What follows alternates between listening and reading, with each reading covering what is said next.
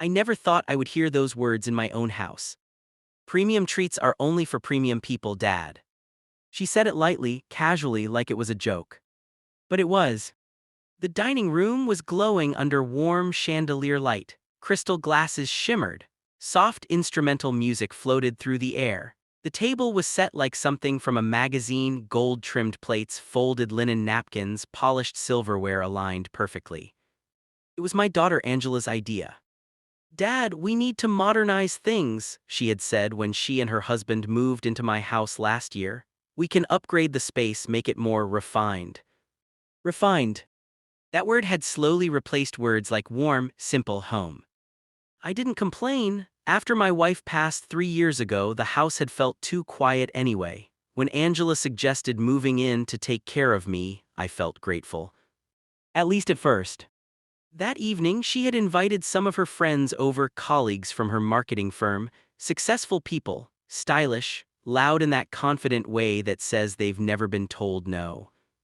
I wore my best sweater, the navy one my late wife had given me on our 40th anniversary. It was slightly faded at the cuffs, but it still fit well. Dinner went smoothly. Angela did most of the talking. She spoke about investments, luxury vacations, exclusive memberships. Words like premium tier, elite access, and curated lifestyle rolled off her tongue easily. Every now and then she would glance at me, smiling politely like I was part of the daycare. Then dessert came out. A beautiful chocolate mousse topped with gold flakes and raspberries. It looked expensive, probably was. Angela placed bowls in front of her guests first. Then her husband. Then herself. I waited. Maybe she forgot. She looked at me. Paused. And then she laughed softly. "Oh, Dad," she said, "this one's from La Maison Noire. It's premium, limited edition." I smiled. "Looks delicious." She tilted her head. "Premium treats are only for premium people." Her friends chuckled, not cruelly, just awkwardly. I felt something shift in the room, like a chair leg scraping across hardwood. "I'm just teasing," she added quickly, but she didn't hand me a bowl. Instead, she stood, walked to the kitchen, and returned with a small plain dish. Vanilla pudding. Store brand. She placed it in front of me gently. "There you go, Dad." The room went quiet for half a second too long. I looked at the pudding. Then at her. I nodded. "Thank you." And I meant it, because I had been raised to accept what you are given without complaint. Dinner ended soon after. Her guests left laughing, complimenting the house. Our house, Angela corrected one of them. I went to bed that night staring at the ceiling. Premium people. I remembered when Angela was 6 years old and wanted ballet lessons we couldn't afford. I had worked overtime for 6 months to pay for them. When she was 16 and needed a car for college applications, I sold my vintage watch collection. When she got into a prestigious university, I refinanced the house. Premium people. The next morning I woke early as usual. Old habits. I made coffee and sat at the kitchen table. On the counter was the empty dessert box. La Maison Noire. I picked it up. Inside was a receipt. $180. For 6 servings. I smiled to myself. That same house, the one now described as ours, had been fully paid off 2 months ago. With my final retirement settlement. Angela didn't know something.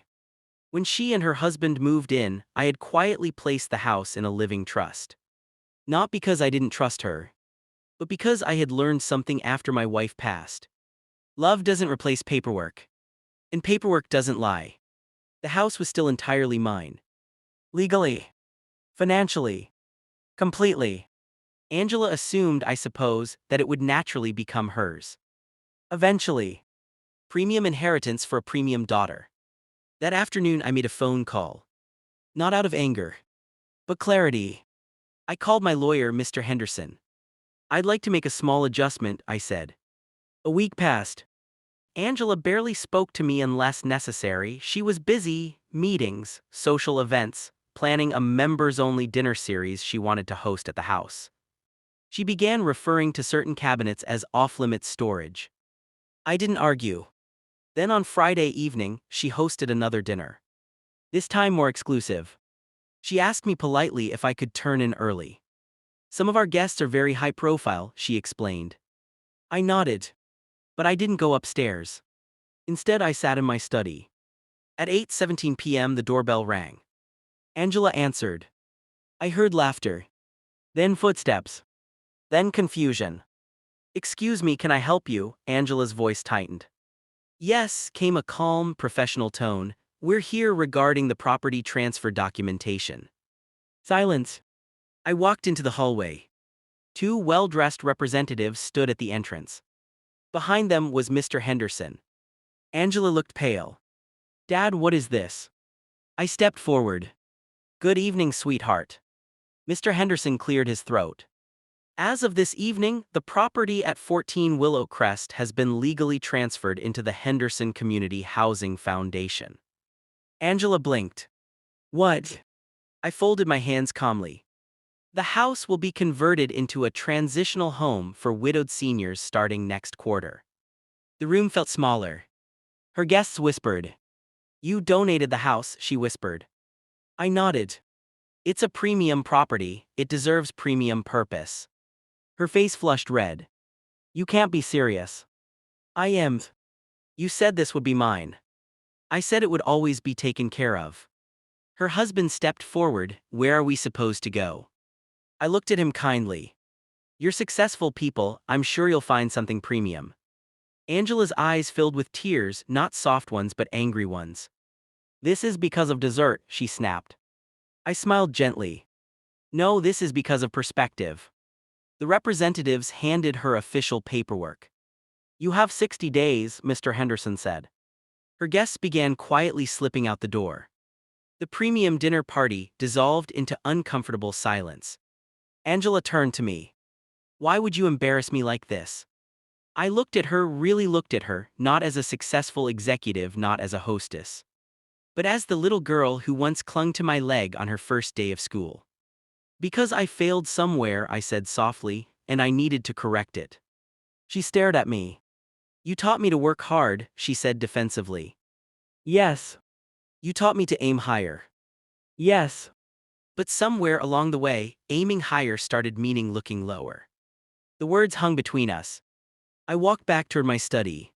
Premium isn't about price tags, Angela, I said quietly, it's about character. She didn't respond. Over the next few weeks, the house changed. Not physically. Emotionally. Angela moved out within 30 days. She barely spoke to me. I moved into a smaller cottage on the other side of town, one I had quietly purchased months earlier. Simple. Warm. Peaceful. 2 months later, the foundation began renovations. I visited on opening day. 4 widowed seniors moved in that first week. One of them, Mr. Alvarez, cried when he saw his room. I thought I'd end up alone, he said. I shook his hand. No one here is alone. A year passed. On a quiet Sunday afternoon, there was a knock at my cottage door. I opened it. Angela stood there. No designer handbag. No sharp heels. Just jeans and tired eyes. Hi, Dad. Hi, sweetheart. She hesitated. I was awful. I said nothing. I keep hearing it, she continued. Premium treats are only for premium people. Her voice cracked. I don't know when I became that person. I stepped aside. Come in. We sat at my small kitchen table. I made coffee. And from the cupboard I pulled out 2 bowls. Chocolate mousse. Homemade. Her eyes widened slightly. I learned the recipe, I said. Turns out premium can be made in an ordinary kitchen.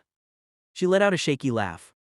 I lost a lot after that night, she admitted. Friends, reputation, even my job eventually. People don't like being reminded how fragile status is. I nodded. Status built on superiority always is. She looked around the modest cottage. Are you happy? I thought for a moment. Yes. She swallowed. I want to fix things. You already started, I said. She looked confused. You knocked. Tears rolled down her cheeks quietly. I pushed one of the bowls toward her. Premium treat, I asked softly. She shook her head. No, just dessert. We ate in silence. Not awkward silence. Healing silence. Later that evening, she asked if she could volunteer at the foundation. Of course, I said. The following weekend, she came with me. I watched her help Mrs. Thompson arrange her bookshelves. I watched her sit beside Mr. Alvarez and listen, really listen to his stories. No phone. No audience. No performance. Just presence. As the sun set behind the old house, no longer hers, no longer mine, I felt something I hadn't felt in years. Pride. Not premium pride. Just fatherly pride. Because sometimes karma doesn't destroy. Sometimes it redirects. And sometimes the sweetest desserts are the ones served with humility. In love,